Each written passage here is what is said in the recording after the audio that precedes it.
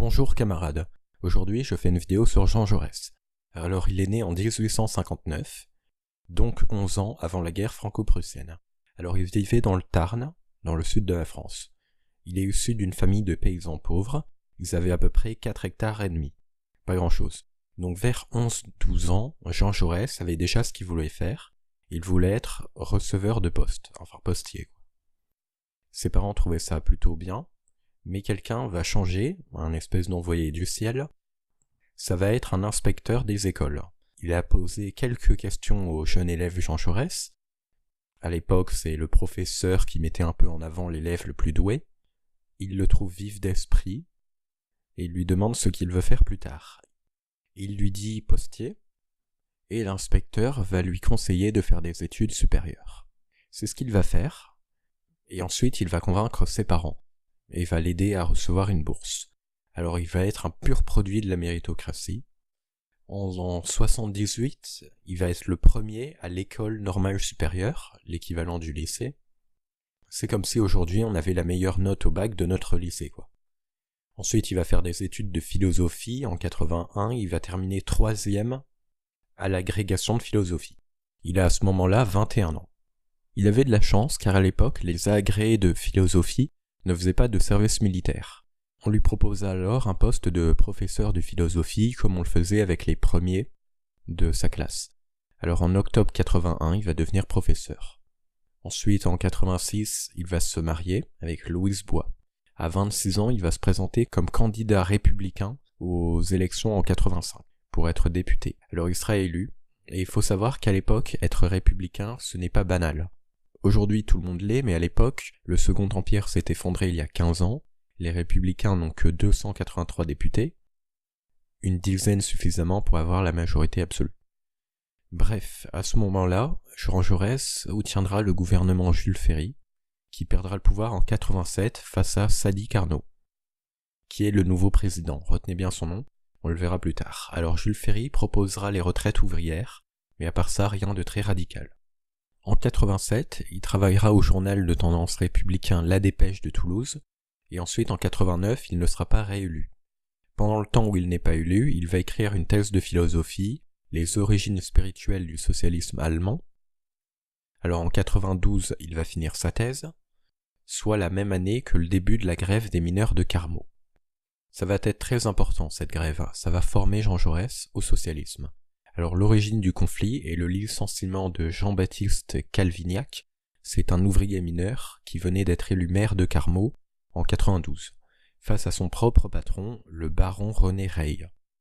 À l'époque, les maires n'étaient pas rémunérés, alors son patron a décidé de le licencier pour qu'il doit changer de ville pour chercher un travail, et donc démissionner de son poste de maire. Son patron, lui, voulait à tout à la fois. Président du conseil d'administration, député et bien sûr maire. Ce licenciement, c'est considéré par les mineurs comme une remise en cause du suffrage universel et des droits réels de la classe ouvrière à s'exprimer en politique. Les ouvriers se mettent alors en grève pour défendre leur maire, ce qui est très rare. En général, c'était pour augmenter les salaires, mais là, c'était pour défendre leur maire. Alors le président de la République, Sadi Carnot, va envoyer l'armée, 1500 soldats au nom de la liberté du travail. Retenez bien cette phrase, liberté du travail. Jean Jaurès, lui, va soutenir la grève, un des rares qui ose le faire. Il accuse la République d'être aux mains de députés et de ministres bourgeois, favorisant la finance et l'industrie, contre le respect des personnes. Alors pendant la grève, il va faire l'apprentissage de la lutte des classes, il arrive intellectuel bourgeois, il sort de la grève acquis au socialisme. À ce moment-là, Jean Jaurès va être désigné par les ouvriers de Carmaux, qui ont fait leur grève, pour les représenter à l'Assemblée. Il sera élu le 8 janvier 93 comme socialiste indépendant, malgré les votes ruraux de la circonscription. En tant que député, il militera contre les lois Selrat, qui répriment le mouvement anarchiste, qui organise à l'époque des attentats. Mais surtout, Jaurès se lance dans une incessante et résolue défense des ouvriers en lutte. Par exemple, il défend les verreries d'Albi, renvoyés par leur patron. Ensuite, il va y avoir l'affaire Dreyfus. Mais au début, Jaurès reste en retrait. Puis, il va finalement s'engager comme défenseur de Dreyfus, mais ce n'est pas vraiment par haine de l'antisémitisme, mais plutôt en faveur de la vérité, tout simplement. et cette affaire va permettre à Jaurès de devenir un homme politique très connu dans tout le pays. Malheureusement, il sera battu en 1998 aux élections, à cause justement de sa défense de Dreyfus. Ensuite, Jaurès va se consacrer au journalisme et va fonder l'Humanité en 1902, qu'il dirigera jusqu'à sa mort. L'équipe qui lance le journal n'est pas composée de journalistes, mais d'intellectuels qui ont vécu aux côtés de Jaurès. Rapidement, il va tenter d'unifier le mouvement socialiste. À l'époque, il se divise en plusieurs partis. Les socialistes indépendants, le parti de Jaurès, le Parti ouvrier français, qui est une organisation qui se bat pour un mouvement révolutionnaire en France, c'est le parti socialiste le plus nombreux. Il y a ensuite le parti socialiste révolutionnaire, qui est blanquiste et qui est donc très radical. Et il y a deux autres tendances qui sont proches de Jean Jaurès. Ensuite, le mouvement socialiste va se diviser en deux, mais ne va pas réussir à s'unifier. La gauche du mouvement socialisme, le Parti socialiste de France, qui est révolutionnaire, et ce qui est considéré comme la droite du mouvement socialiste, qui est le Parti socialiste français, qui est de Jean Jaurès et qui est donc réformiste. Mais la seule différence réelle, c'est que les réformistes de Jean Jaurès voulaient bien mettre des ministres socialistes dans le gouvernement. Finalement, le Congrès de l'Internationale, en 1904, va imposer l'unification des différents partis socialistes de France. Ils vont l'accepter, il va y avoir un nouveau congrès en 1905, qu'on appelle le Congrès du Globe, qui va unifier le mouvement socialiste, et qui va s'appeler la SFIO. Ce nouveau parti sera dirigé par Jean Jaurès.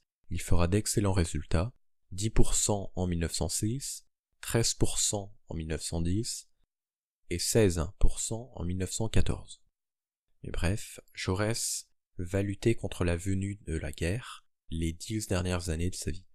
L'année 1914 semblait être au début pacifique, la guerre des Balkans était finie, les élections en France ont eu un succès pour les pacifiques, mais l'attentat de Sarajevo en juin 14 va relancer les tensions entre les grandes puissances.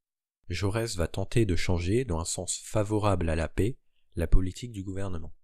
Mais ça ne va pas fonctionner, et le soir du vendredi 31 juillet 14, il descend avec ses collaborateurs pour aller dîner au café du Croissant rue Montmartre, à Paris. Vers 21h40, un étudiant nationaliste déséquilibré, Raoul Villain, tire 2 coups de feu par la fenêtre ouverte du café et abat Jaurès à bout portant.